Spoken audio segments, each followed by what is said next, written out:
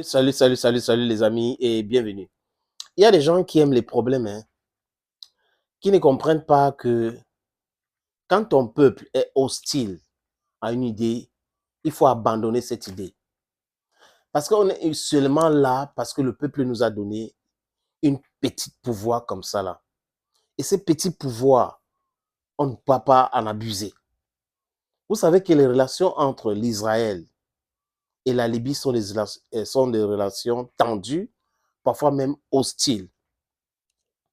Il y a des pays qui ont déjà signé des accords avec l'Israël, qui ont déjà signé des accords de paix avec l'Israël.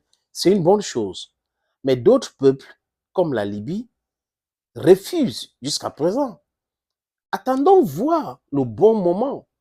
Oui, le bon moment, parce que nous voulons la paix dans le monde pour pouvoir penser à un truc comme ça. Le ministre des Affaires étrangères libyen, il s'appelle Najla Al-Mangous. Najla Al-Mangous a eu des relations ou de rencontres officieuses avec le ministre israélien des Affaires étrangères, Eli Cohen. Et c'était à Rome. Et dans les discussions, les amis, c'était la coopération, le traitement d'eau, l'agriculture, et j'en passe. Et quand les Tripoliennes ou les Libyennes ont été informés de cette actualité par le base du ministère israélien des Affaires étrangères, ça a choqué les gens en Libye. Ça a tellement choqué les gens en Libye qu'ils ont manifesté. Je vous suggère, les amis, donc, de regarder cette petite vidéo. Voilà, là, vous voyez là, c'est une manifestation en Libye. Cette image où les gens ont manifesté leur mécontentement au fait de ces rencontres officieuses entre le ministre des Affaires étrangères libyen qui s'appelle Najla Al-Mangous et le ministre des Affaires étrangères israélienne Eli Cohen à Rome.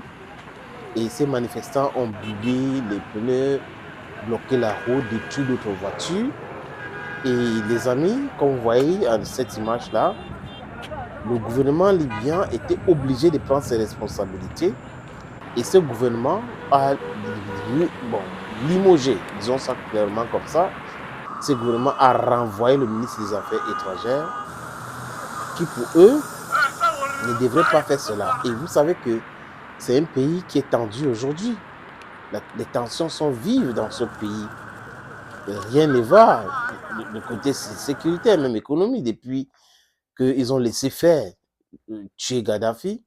Gaddafi qui avait lancé SOS au chef d'État africain qui n'avait pas réagi. Et aujourd'hui, on voit le Sahel qui est en désordre. On voit la Libye qui est pratiquement à terre, qui est divisée entre clans, armées. Voilà cette Libye-là que les Occidentaux voulaient. Parce que l'organisation en Libye les faisait peur. Ça pouvait inciter d'autres pays en Afrique d'être libres. Donc, ils ont décidé de faire la guerre en Libye.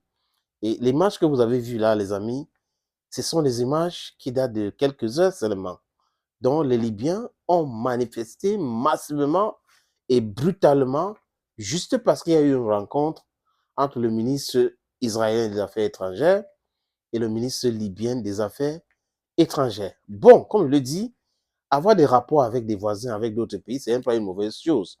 Mais seulement si ton peuple est encore hostile, travailler les esprits, éduquer les gens, parler aux gens pour qu'ils arrivent à accepter cela. Ne les brusque pas. On ne brusque pas le peuple.